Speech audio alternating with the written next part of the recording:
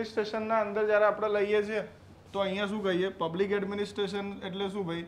તો મને એમ કહો સરકારનો મુખ્ય ઉદ્દેશ શું છે? કલ્યાણકારી રાજ્યની શું કરવી?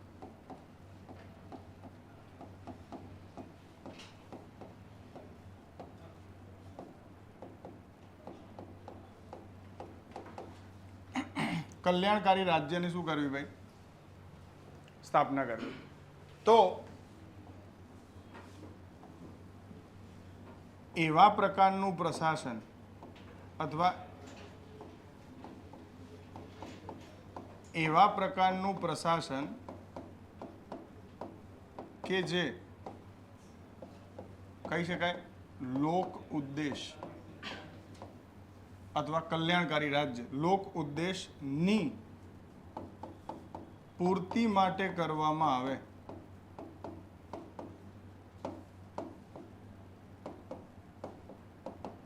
તેને શું કહેવાય છે ભાઈ?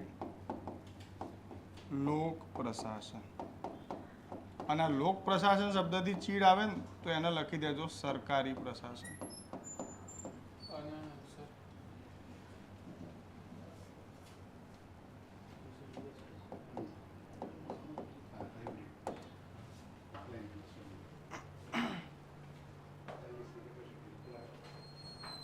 એને શું કહેવાય છે ભાઈ?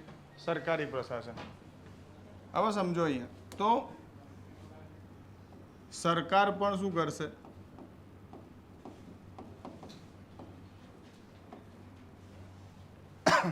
પ્લાનિંગ કરશે.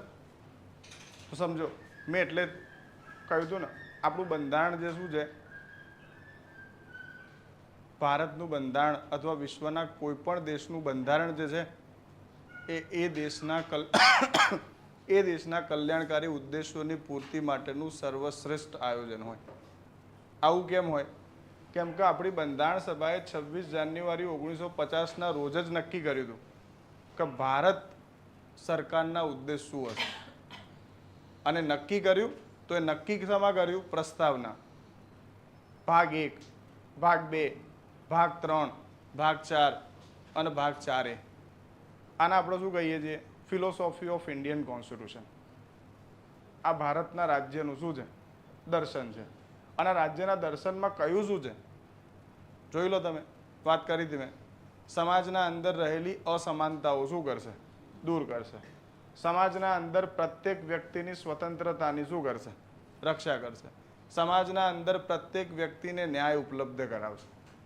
દેશના અંદર રહેતા પ્રત્યેક વ્યક્તિના આંતરિક અને બાહ્ય અધિકારોની સુરક્ષા કરશે.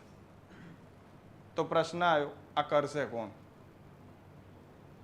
તો જોઈ લો, ભાગ 5 કરશે સંઘ સરકાર, ભાગ 6 કરશે રાજ્ય સરકાર, ભાગ 8 કરશે કેન્દ્ર શાસિત પ્રદેશ, ભાગ 9 કરશે લોકલ ગવર્નન્સ, ભાગ 10 કરશે 5મી અને 6ઠ્ઠી અનુસૂચિના ક્ષેત્રો એમના ક્ષેત્રના અંદર રહેતા લોકોના ન્યાય, વિકાસ અને સુરક્ષા માટે શું કરશે? કામ કરશે. તો વિચારો આટલું મોટું આયોજન એ લોકોએ શું કરી લીધું? 75 વર્ષ પહેલા જ બનાવી દીધું. ત્યારે જઈને તમારો દેશ બહુ જ સુવ્યવસ્થિત રૂપે શું છે? સંચાલિત થાય છે. તો તમે આના અંદર એક્ઝામ્પલ આપી શકો કે બંધારણ એ જ સૌથી મોટું શું છે? આયોજન છે કહી શકાય. હવે જો બંધારણે શું બનાવ્યું છે? ઓર્ગેનાઇઝેશન છે કે નહીં? તો ઓર્ગેનાઇઝેશન એટલે કહી દઈ ભાગ 5, ભાગ 6, ભાગ 9. These are the organisations. અને ઓર્ગેનાઇઝેશનના અંદર શું હોય? શું છે ભાઈ? સ્ટાફિંગ. તો સ્ટાફિંગ જુઓ 2 પ્રકારના છે. એક છે પોલિટિકલ એક્ઝિક્યુટિવ જે કાલે જ ચૂંટાય અને એની ચૂંટણી માટે આયોજન કર્યું છે ભાગ 15નું ચૂંટણી પંચ. પોલિટિકલ એક્ઝિક્યુટિવ કોણ ચૂંટશે? Election commission. એડમિનિસ્ટ્રેટિવ એક્ઝિક્યુટિવ કોણ ચૂંટશે અથવા કોણ નિયુક્ત કરશે? ભાગ 14 પબ્લિક સર્વિસ કમિશન. તો એ લોકોનું કામ શું છે? સ્ટાફિંગનું છે. અને પછી શું છે? ડિરેક્ટિંગ. ડિરેક્ટિંગ કોણ કરે? ડિરેક્ટિંગ હંમેશા યાદ રાખવાનું ટોપ ટુ બોટમ આવે, ઉપરથી નીચે. એટલે જો રાષ્ટ્રપતિ દેશનો અધ્યક્ષ છે અને રાજ્યનો અધ્યક્ષ કોણ છે? રાજ્યપાલ છે. અને એટલે શું કહીએ છીએ? રાષ્ટ્રપતિ કે રાજ્યપાલના નામથી દેશનું શાસન ચાલશે. આનો meaning a order which is given by the head of governance in India it must be implemented by any authority. એ કોઈ પણ વ્યક્તિ દ્વારા માનવા માટે શું છે? બાધ્ય છે. A order which is given by the supreme court of India it must be implemented. એટલે આર્ટિકલ નંબર 261 શું કહે છે? ભારતના લોકતંત્રના ત્રણેય સ્તંભો દ્વારા આપવામાં આવેલા અથવા કરવામાં આવેલા કાર્યોને મેં કહ્યું હતું તમને એ વખતે ભારતનો પ્રત્યેક વ્યક્તિ માનવા માટે શું છે? અને એટલે મેં કહ્યું હતું લો મહત્વપૂર્ણ નથી, લેજિટમેસી મહત્વપૂર્ણ છે. અને જ્યાં સુધી લોને લોકોની લેજિટમેસી નહીં મળતી ત્યાં સુધી લોનું એ કોઈ મહત્વ રહેતું નથી. એટલે ડિરેક્ટિંગ ખૂબ જ જરૂરી છે. અને ડિરેક્ટિંગ પછી શું હોય? આજે જોજો એનડીએ વાળા કરશે. ક્યાં ભૂલ પડી, કેવી રીતે સીટો ઓછી આવી, ઉપરથી બધું જ શું કરશે? ચેક કરશે, કોઓર્ડિનેશન. અને પછી શું કરશે? રિપોર્ટિંગ. ભારતમાં રિપોર્ટિંગનું કામ કોનું છે? CAG, supreme court, high court, estimate committee, public account committee, public undertaking committee. આ બધાનું કામ શું છે? એસસી આયોગ, એસટી આયોગ, ઓબીસી આયોગ, ફાઇનાન્સ કમિશન શું કરે છે? રિપોર્ટિંગ. અને છેલ્લું શું આવે? છેલ્લું શું આવે ભાઈ? બજેટિંગ. આનો મિનિંગ આ જેટલું આયોજન કર્યું, જો 1 એપ્રિલે બજેટ પસાર ના થયું તો લાવવું પડે વોટ ઓન અકાઉન્ટ. કેમ કે 1 એપ્રિલ પછી કશું જ ચાલવાનું નથી. એટલે કીધું હતું કોઈ પણ દેશ પણ ખતમ થઈ જશે જો એનું બજેટ હલી ગયું. એટલે આયોજનનો સૌથી પહેલો પાયો કયો હોય? બજેટનું આયોજન કરો. એટલે તમે જીપીએસસીની તૈયારી કરવાનું આયોજન તો કર્યું હશે, પણ સૌથી પહેલાં ફાધર જોડે જ ચર્ચા કરી હશે કે 2-3 વર્ષનું બજેટ મેનેજ થશે. કેટલા લોકોએ કરી હશે આવી ચર્ચા?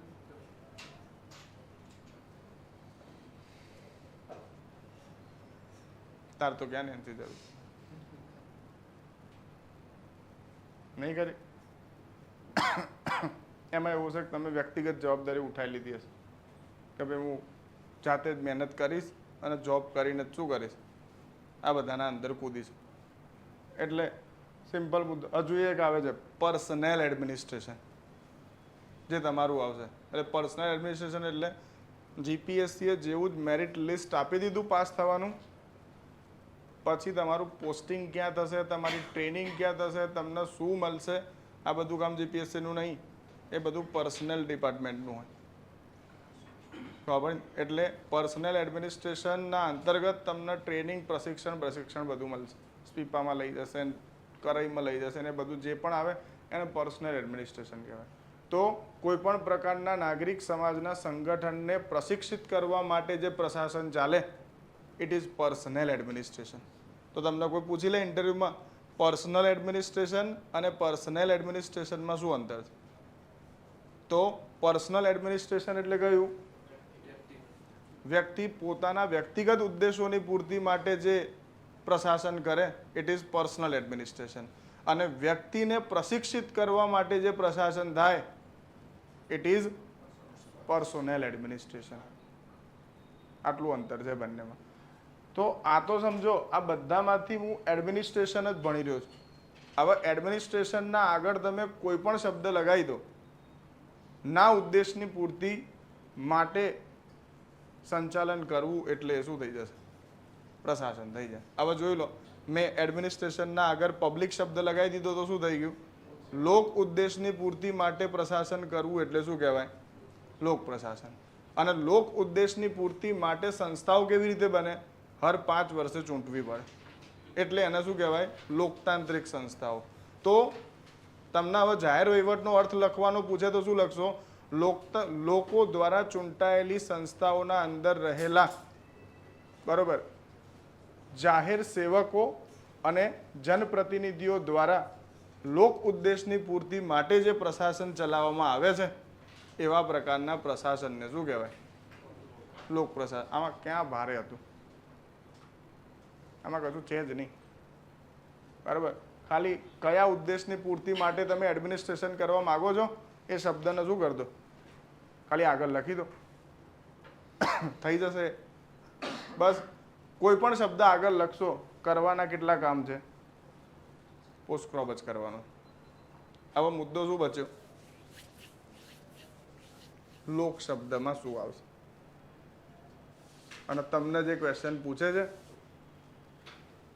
બંનેનો mix, PPP model, public private partnership. શું છે? કશું નહીં. પબ્લિક એડમિનિસ્ટ્રેશન અને બિઝનેસ એડમિનિસ્ટ્રેશનનું શું છે? કોમ્બિનેશન છે. એ જ છે ને. BOOT model. પછી એ જ છે build operate transfer, build operate own transfer. ખબર પડી? CCP, CCT, compulsory competitive tendering. છે શું પણ આ બધું? કશું જ નહીં. ખબર પડી? હવે જો તો ક્વેશ્ચન શું બનશે? તો આનો મિનિંગ છે પબ્લિક એડમિનિસ્ટ્રેશનને બિઝનેસ જોડે પૂછે અને પબ્લિક એડમિનિસ્ટ્રેશનને સિવિલ સોસાયટી જોડે પૂછે. અને અત્યારે જે મેક્સિમમ પૂછાય છે એ આના જોડે નહીં, તમારો ટોપિક નંબર 4 જોડે પૂછાય છે. સિવિલ સોસાયટીઝ, નાગરિક સમાજ જોડે પૂછીને તમને તકવાડ દેશે. એટલે તમારે આ એંગલ કરતાં તો સિવિલ સોસાયટી વાળું વધારે વાંચવું પડશે. નહીં કહેતા? હમણાં આપણા પેલા NGO વાળા આવ્યા હતા, ખબર છે ને? Rally for Sabarmati. તો એ વખત જે પેલા હસમુખ પટેલ સાહેબ ગયા, ઇટ ઇઝ પબ્લિક એડમિનિસ્ટ્રેશન. અને એમને વ્યક્તિગત રૂપે જે ભંડોળ ભેગું કરી અને જે સાબરમતીને ક્લીન કરવાનું અભિયાન ભેગું કર્યું એ શું છે? Public administration with civil society. એટલે મેં અહીંયા એમને બોલાયા હતા કેમ કે મારે જ્યારે એક્ઝામ્પલ આપવું હોય ને તો તમને ખબર હોય કે અચ્છા આ ઘટનાને આ રીતે જોવાની હતી. એટલે આમાં ડાયમેન્શન ઉપર હોય કે તમે કોઈ દ્રષ્ટિકોણ કેવો રાખો છો. તો આ તો મેં ખાલી એટલું જ કહ્યું તમને કે વોટ ઇઝ એડમિનિસ્ટ્રેશન. એડમિનિસ્ટ્રેશન એટલે એવી કોઈ પણ પ્રકારની ગતિવિધિ કે જે કોઈના કોઈ ઉદ્દેશની પૂર્તિ માટે કરવામાં આવે, એને શું કહેવાય? પ્રશાસન કહેવાય. હવે જો મેં શું કહ્યું, બ્રાહ્મણો કરે છે તો એ શું છે? ધાર્મિક છે. રાજા કરે છે તો રાજનૈતિક છે. નાગરિક કરે છે તો વ્યક્તિગત છે. અને સમાજ કરે છે તો સામાજિક છે. તો જો ડાયમેન્શન જ બદલાય છે પણ આ બધી જ ગતિવિધિઓના અંદર ઓવરઓલ કરવાનું શું છે?